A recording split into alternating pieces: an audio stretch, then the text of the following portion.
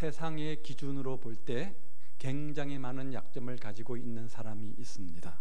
누가 보아도 아주 평범한 사람에 불과하고 지극히 일상적이어서 두드러지 않았던 사람들이 예수를 믿고 나서 하나님의 손에 붙잡힌 바 되어서 놀랍게 쓰임받는 경우를 종종 보게 됩니다. 그런데 오늘 본문이 바로 그것을 우리에게 교훈합니다.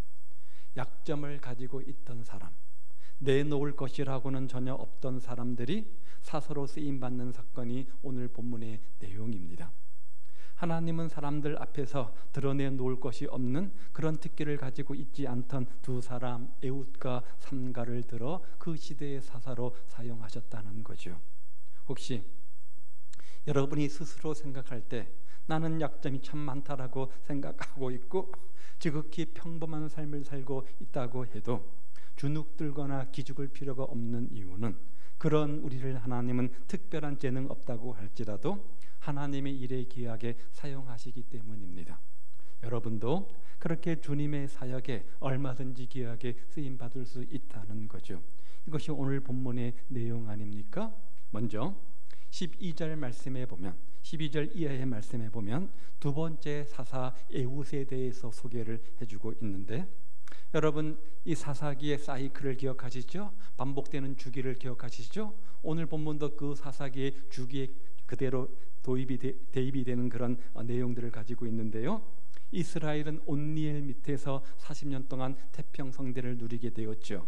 그렇게 40년 동안 태평성대의 세월을 누리다 보니까 점점 마음속에 하나님을 멀리하게 되어지고 하나님의 은혜와 축복을 잃어버리고 망각하게 되어지고 하나님의 은혜와 축복을 잃어버리고 망각하면 그 다음 현상은 뭡니까? 하나님께 죄를 짓고 불순종하는 거죠. 그래서 하나님은 이스라엘 자손의 악을 보시고 이번에는 모압 족속을 들어서 이스라엘 백성들을 치게 하십니다. 그래서 14절에 보면 이스라엘 백성들은 모압 왕 에글론에게 몇 년 동안 18년 동안 압제를 당하게 되는데 다시 한번 14절 말씀을 보십시오. 이에 이스라엘 자손이 모압 왕 에글론을 18해 동안 섬기니라. 자, 이렇게 핍박이 오니까 이렇게 환란이 오니까 그 다음 단계는 뭐예요? 하나님께 부르짖는 거죠. 살려달라고 구원해달라고 부르짖는 거죠. 그래서 15절에 보면 하나님께 이스라엘 자손이 부르짖습니다. 평안할 때는 하나님을 까맣게 잊어버리고 살더니 하나님 없는 인생을 추구하더니 뭔가 어려움이 그 인생 속에 닥쳐오게 되어지자 하나님을 찾습니다. 여러분의 신앙생활도 이런 모습이 아닙니까? 형통하고 좋을 때는 내가 내 인생의 주인 되어서 내 마음대로 세상과 짝하여 살다가 어떤 인생의 비바람과 폭풍우가 다가오자 그때 비로소 하나님을 찾는 그런 미련한 신앙생활의 모습은 아닙니까? 하나님께서는 그런 이스라엘의 고통을 보시고 새로운 사사를 세워주십니다. 15절 말씀 봅니다. 이스라엘 자손이 여호와께 부르짖음에 여호와께서 그들을 위하여서 한 구원자를 내셨어요. 누굽니까? 그 구원자가 누구예요? 두 번째 사사인 왼손잡이 에훗이라.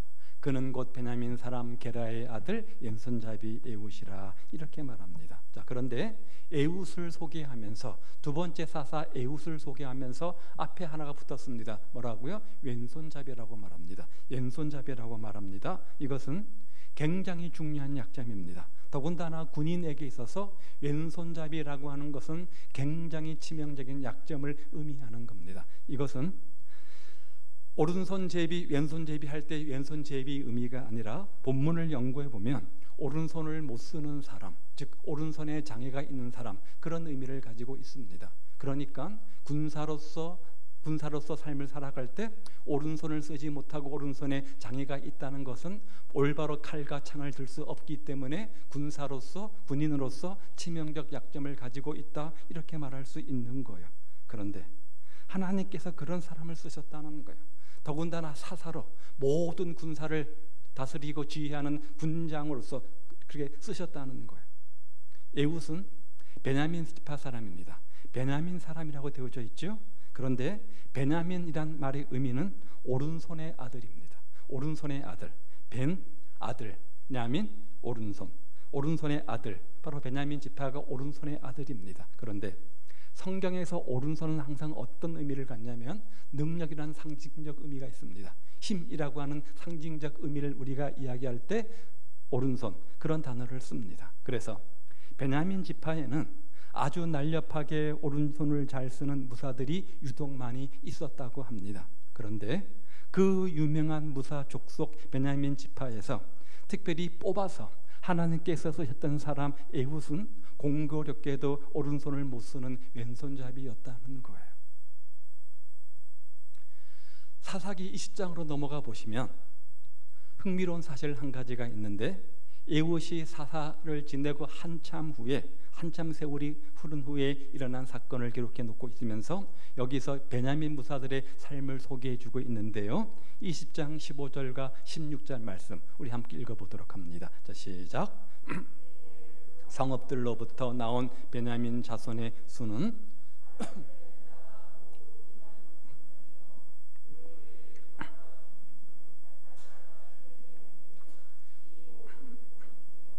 택한 700명은 다 왼손잡이라. 물매를 돌을 던지면 조금도 들림이 없는 자들이더라. 왼손잡이가 몇 명이라고요? 한 명도 아닌 700명이라 이렇게 이야기합니다. 그렇다면 힘의 상징인 오른손의 아들 베냐민 지파에서 이렇게 왼손잡이 무사가 한 명도 아닌 700명이나 되었다. 이 사실을 이렇게 기록해 놓고 있는 이유가 무엇입니까? 하나님은 이 사실을 기록해서 우리에게 무엇을 교훈하고자 하시는 겁니까? 사람들의 고정관념을 깨기 원했던 것 같아요. 사람들의 고정관념을 깨기 원했던 것 같아요. 어떤 고정관념요? 베냐민 지파이니까 당연히 그 안에 훌륭한 무사들이 많이 나오겠지. 오른손을 잘 쓰는 훌륭한 능력 있는 무사가 당연히 많이 나오겠지. 그렇게 훌륭한 능력 있는 무사이니까 그 시대에 하나님께 쓰임받는 사람이 되었겠지 라고 하는 이 고정관념을 깨트리기 위해서 그거 아니다 라는 거예요. 잘났으니까 능력 있으니까 쓰임받는 거야, 잘났으니까 능력 있으니까 쓰임받는 거야 라고 하는 우리의 고정관념을 잘나지 않았지만 능력도 없지만 얼마든지 쓰임받을 수 있다, 이 사실을 강조하기 위해서 굳이 에훗을 이야기하면서 왼손잡이라 이렇게 우리에게 교훈하고 있는 거예요. 때때로 사람들의 장점이 반드시 본인에게 축복이 아닐 수도 있습니다. 장점 때문에 망하는 사람들도 있다는 거예요. 예컨대 어떤 사람이 뛰어난 지식을 가지고 있다고 해보십시오. 그 지식 때문에 이 사람 눈에는 하나님이 보이지 않습니다. 그 지식 때문에 사람들 앞에서 오만한 모습으로 나타납니다. 그 지식 때문에 이 사람은 망할 수도 있다는 거예요. 어떤 사람이 많은 재물을 소유하고 있습니다. 많은 물질을 받았습니다. 많은 물질을 얻었습니다. 그런데 그 부유하기 때문에 세상 살기가 편할지는 모르겠지만 그 때문에 다른 사람들을 깔보고 산다면, 무시하는 오만한 사람이 된다면 그 재물에 올무가 되어서 그것 때문에 신앙을 잃어버리는 계기가 되어지고, 그 물질 때문에 세상과 짝하여 살게 되어지고, 그 물질 때문에 하나님을 멀리하는 계기가 된다면 그 물질은 그에게 시험거리요 사탄입니다. 하나님의 저주가 되는 거예요. 건강하다는 사실이 하나님의 축복임에는 틀림이 없지만 건강하기 때문에 하나님이 무섭지 않고 하나님이 필요 없고 얼마든지 내 육신의 건강으로 마음대로 살 수 있다라고 생각한다면 그 건강이란 장점과 축복이 오히려 교만에 빠지게 하는 함정이 될 수 있다는 거예요. 그래서 때로 하나님은 우리가 가지고 있는 장점이 우리들을 교만하게 만들지 못하도록 하기 위해서, 우리의 교만을 꺾어버리기 위해서 그 장점을 빼앗아가는 경우도 있다는 거예요. 그리고 그런 우리의 편견과 교만을 없애기 위해서 오늘 하나님께서 등장시킨 사람이 바로 왼손잡이 에훗이라는 거죠. 왼손잡이 에훗이라는 거죠. 어느 성경학자는 이 에훗의 사건을 이렇게 평가합니다. 오른손을 못 쓰는 에훗, 오른손을 못 쓰던 에훗, 그는 그런 자신의 단점 때문에, 그런 연약함 때문에 오히려 하나님을 더욱더 의지할 수밖에 없었고, 그렇게 하나님을 더욱더 의지하고 신뢰했더니 주님께서 그의 오른손이 되어서, 에훗의 오른손이 되어서 능력을 주셨더라. 약점이 변하여 장점이 되는 거죠. 연약함이 변하여 하나님의 축복의 도구가 되는 거죠. 하나님의 오른손이 에훗의 오른손이 되었다는 겁니다. 약점이 있었습니다. 부족함이 있었습니다. 그런데 오히려 그것을 전화 유복의 기회로 삼았다는 거예요. 어떻게 해요? 그 문제를 끌어안고 약점 때문에, 단점 때문에, 자신의 부족한 것 때문에 하나님을 더욱더 의지하고 신뢰하는 계기로 삼았다는 거죠. 그리고 그렇게 온전히 주님을 의지하고 신뢰했더니 주님의 오른손이 에훗과 함께 하셔서 승리의 주인공이 되게 하셨다, 이 말 아닙니까?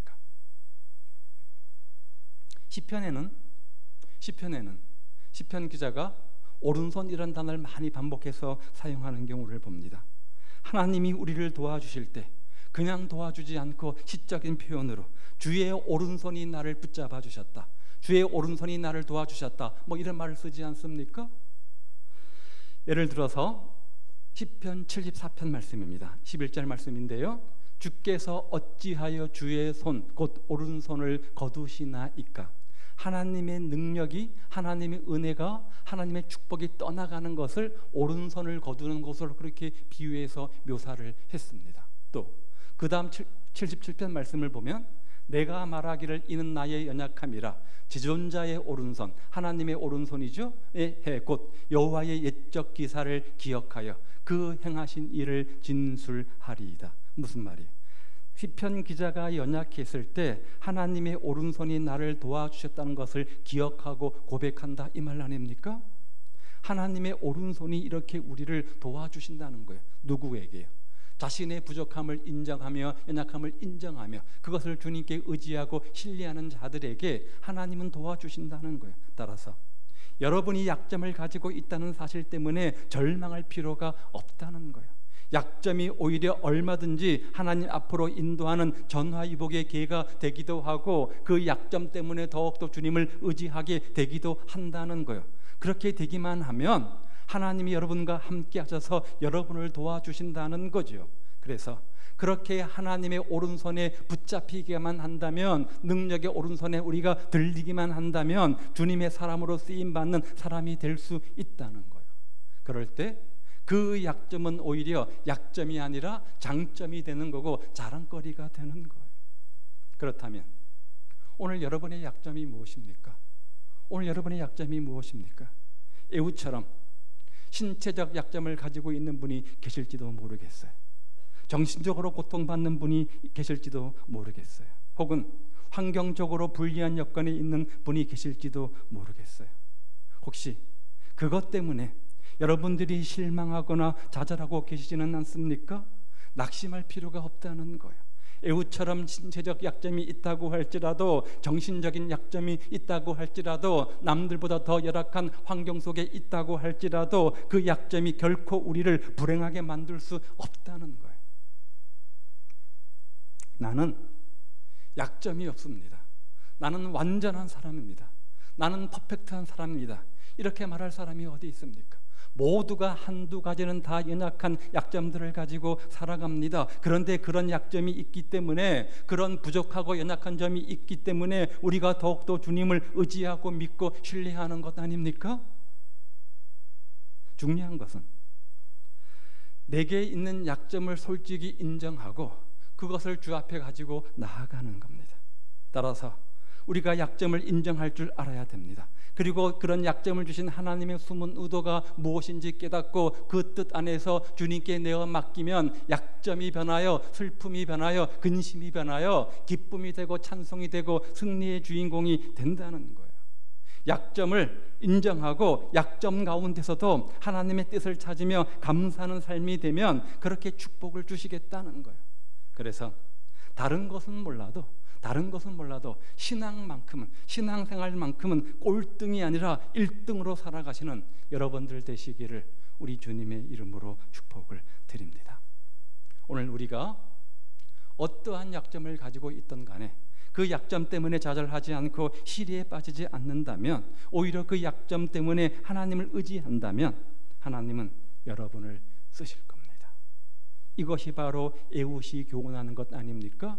군인으로서 치명적인 약점, 오른손에 장애가 있었지만 그 약점을 주 앞에 의지하며 신뢰했을 때 하나님은 들어서 그 시대의 사가로 귀하게 사용하셨던 것들을 봅니다. 오늘 우리의 약점, 연약함이 무엇이라고 할지라도 솔직히 인정하고 주 앞에 나가 주님을 철저히 의지하는 기회로 삼을 때 전화위복의 기회가 되어서 더 큰 은혜와 축복의 주인공 될 줄로 믿습니다. 그런 은혜와 축복이 여러분 가운데 있기를 주님의 이름으로 축복을 드립니다. 그 다음 31절 말씀해 보면 세 번째 사사 삼갈이 등장하는데 31절 말씀입니다. 에훗 후에는 아낫의 아들 삼갈이 있어 소 모는 막대기로 블레셋 사람 600명을 죽였고 그도 이스라엘을 구원하였더라. 자, 세 번째 사사 삼갈의 생애를 살피면서 우리에게 한 가지 의문이 생깁니다. 왜 세 번째 사사 삼갈의 생애를 기록하면서 한 절만 기록했을까? 첫 번째 사사 온니엘, 두 번째 사사 에훗과 비교해 보면 상대적으로 초라하지 않습니까? 왜 그럴까? 덜 중요한 사람이 있어 그런가? 왜 그럴까?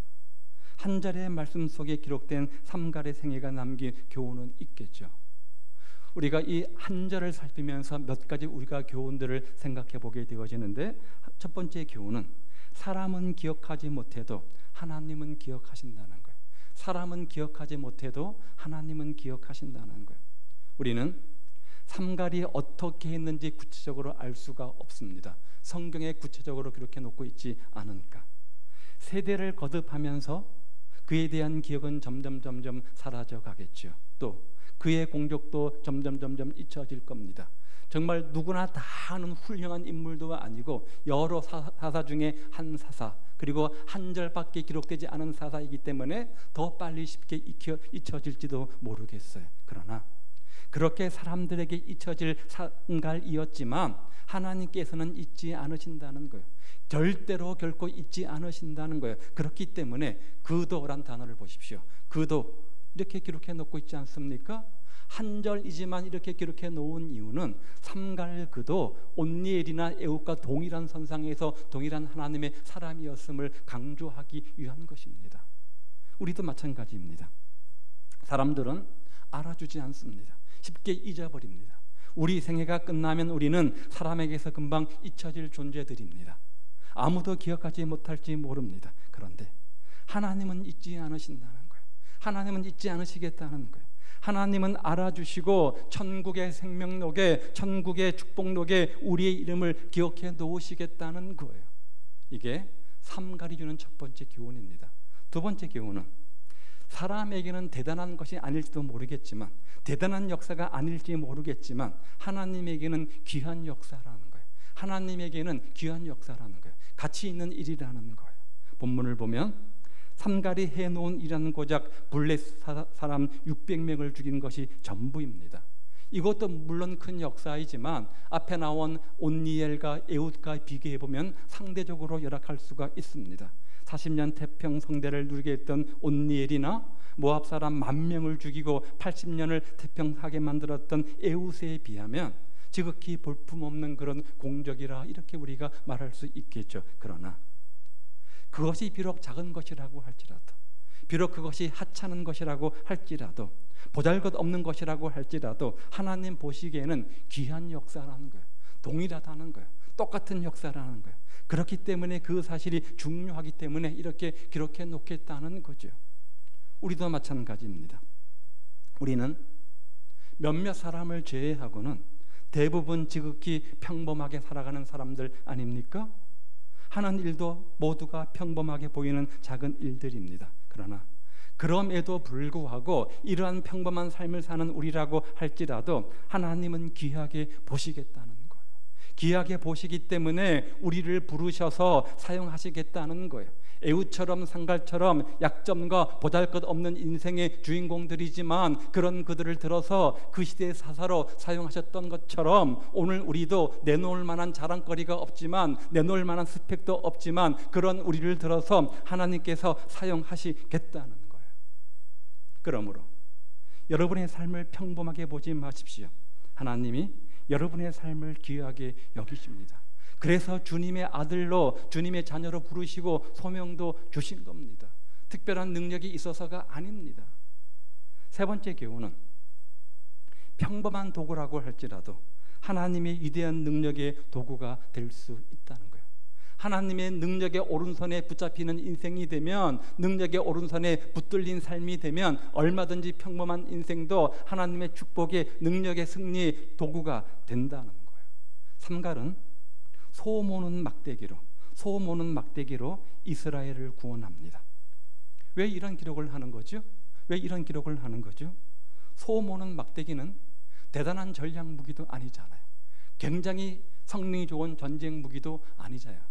한 번 휘두르면 그 휘두름에 의해서 수백 명, 수천 명이 죽어나가는 그런 막강한 전쟁 무기도 아니잖아요. 그야말로 농부가 사용하는 평범한 막대기입니다. 일상적인 생업의 도구입니다. 평범한 농사 도구에 불과한 거예요. 그런데 이러한 평범한 막대기이지만 하나님의 위대한 능력으로 사용되어지면 얼마든지 위대한 도구가 될 수 있다는 거예요. 초라하고 평범한 것이지만 막대기 하나가 얼마나 대단했겠습니까? 능력의 하나님께서 사용하실 때는 놀라운 능력을 발휘하는 위대한 도구가 얼마든지 된다는 거죠. 아마도 삼갈의 직업이 뭐였을까요? 농부였을 것 같습니다. 소모는 막대기, 아마 농부였습니다. 이 사람은 소명받기 전에는, 하나님의 은혜를 받기 전에는 농부로서 땅을 일구며 열심히 살았을 것 같습니다. 그러던 어느 날 삼갈에게 주님이 부르시는 소리가 들려옵니다. 이스라엘이 위기에 빠졌으니까 그 위기에서 너가 구원자가 되라는 주님의 음성이었겠죠. 하나님은 사람을 찾으셨습니다. 그때 하나님의 소망이 뜻밖에도 누구에게요? 농부 삼갈에게 전해오는 거예요. 만약 그런 부르심 앞에 여러분이 삼갈이라면 어떻게 반응하시겠어요? 여러분 어떻게 반응하시겠어요? 아마 삼갈은 이렇게 반응하는 것이 정상적 반응이었을지 모르겠어요.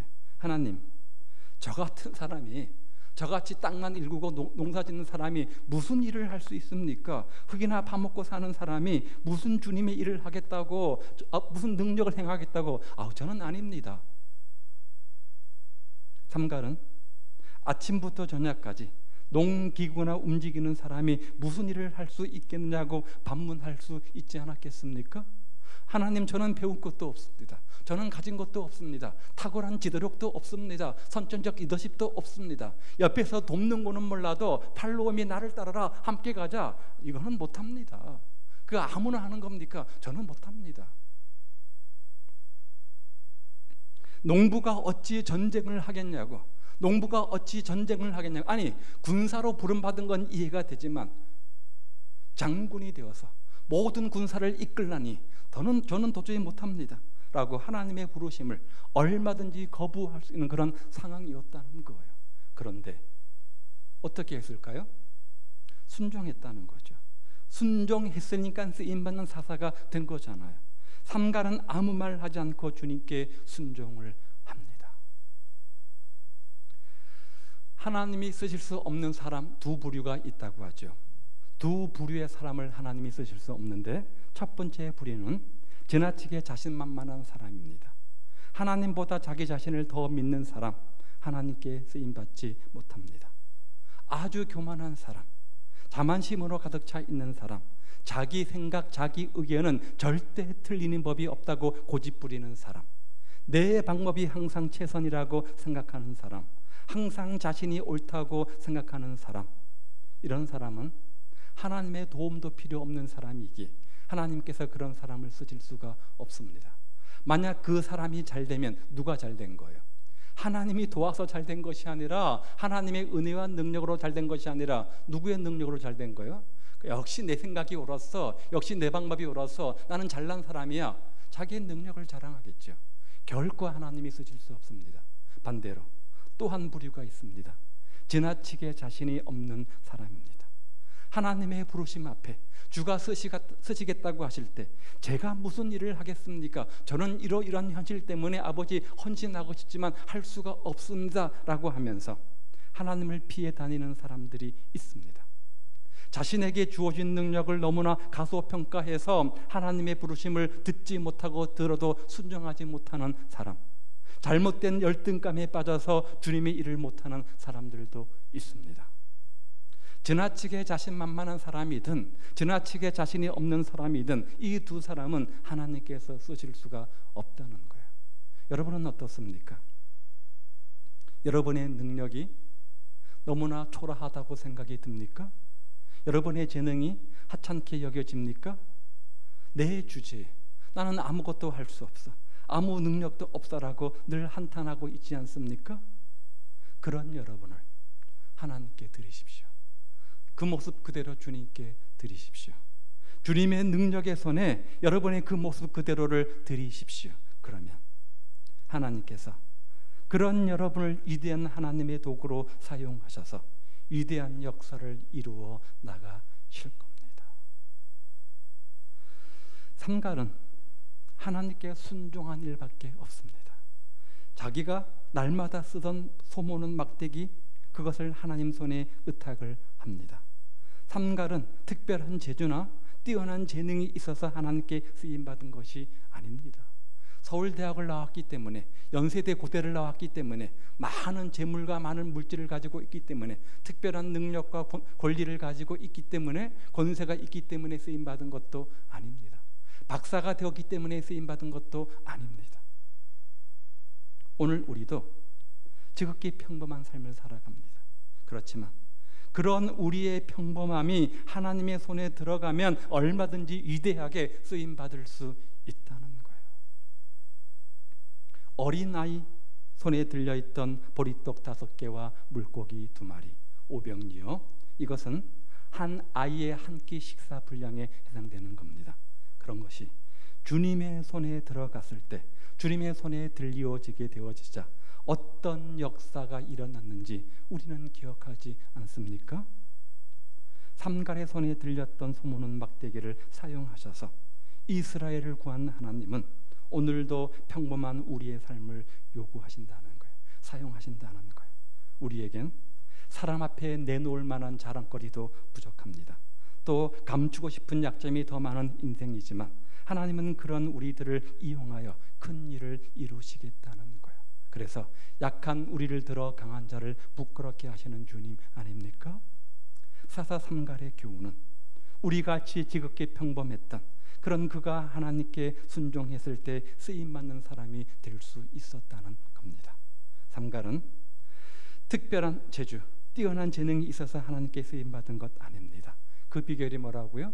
순종이었습니다. 순종이었습니다. 순종은 우리 인생을 바꾸어 놓습니다. 오늘 여러분의 삶의 자세는 어떠합니까? 정말로 순종의 자세가 있습니까? 아니면 불순종의 자세가 더 크지는 않습니까? 하나님은 우리의 연약함으로 강하게 하시는 분임을 믿고 기꺼이 믿음으로 순종하며 도전할 때 놀란 하나님의 역사가 임하게 되는 거예요. 사랑하는 여러분, 여러분의 약점이 무엇입니까? 우리가 약점을 가지지 않은 인간이면 좋겠지만 모두가 약점이 있습니다. 여러분의 연약함이 무엇입니까? 그것 때문에 하나님이 여러분을 버리지 않는다는 것을 기억하십시오. 그것 때문에 우리가 절망하거나 좌절하거나 낙심할 필요가 없다는 것도 기억하십시오. 애우처럼 신체적 약점을 가지고 있으면, 정신적인 약점을 가지고 있으면, 영적인 약점을 가지고 있으면, 환경적인 언어적 약점을 가지고 있으면 그것이 무엇이든 간에 주 앞에 가지고 나오면 되는 거예요. 그리고 그것 때문에 더욱더 하나님을 의지하시면 되는 거예요. 더욱더 하나님을 신뢰하시면 되는 거예요. 그러면 그 약점을 장점으로 바꾸어 주시고, 그 약점을 강점으로 만들어 주시고, 그 약점을 약삼아서 하나님께서 놀라운 능력으로 우리를 붙잡아 주셔서 이 시대의 하나님의 기적의 승리의 주인공으로 사용하신다는 거예요. 약점을 약으로 삼아 강점으로 바꾸어 살아가는 것, 이것이 하나님의 사람들의 인생 아닙니까? 약점 속에 숨어있는 하나님의 숨은 의도를 발견하고 그 은혜를 발견하고 그것 때문에 하나님께 매달려 감사하며 살아가는 것, 이것이 바로 신앙인의 삶의 태도라는 거죠. 그러면서 나의 약점을 통해서 어떻게 하나님을 섬길까? 내 약점 속에서 하나님이 어떻게 강력하게 역사하도록 할까? 이것이 우리의 기도 제목이어야 한다는 거예요. 우리 하나님은 약한 자를 들어서 강한 자를 부끄럽게 하시는 분이기 때문에 그렇습니다. 오늘 에훗과 삼갈이 교훈하는 것처럼 우리가 어떤 약점, 어떤 부족함, 어떤 연약함을 가지고 있다고 할지라도 나는 이렇게 약점이 있어서 안 돼, 나는 이런 부족한 것이 있어서 안 돼, 나는 이런 연약함 때문에 쓰임받을 수가 없어 라고 자포자기하지 말고, 그것은 믿음 없는 태도예요. 불신앙적 태도예요. 그럼에도 불구하고 그런 나를 부르셨던 하나님, 그 주님의 부르심 앞에 기꺼이 이 모든 것을 내어드리면 약점이, 부족한 것, 연약함이 변하여 강점이 되고 또 장점이 되게 하셔서 이 시대에 쓰임받는 하나님의 축복의 주인공, 기적의 주인공, 믿음과 역사의 주인공으로 삼아 주실 겁니다. 그런 은혜와 축복이 우리 모두에게 있기를 주님의 이름으로 축복을 드립니다. 기도하겠습니다.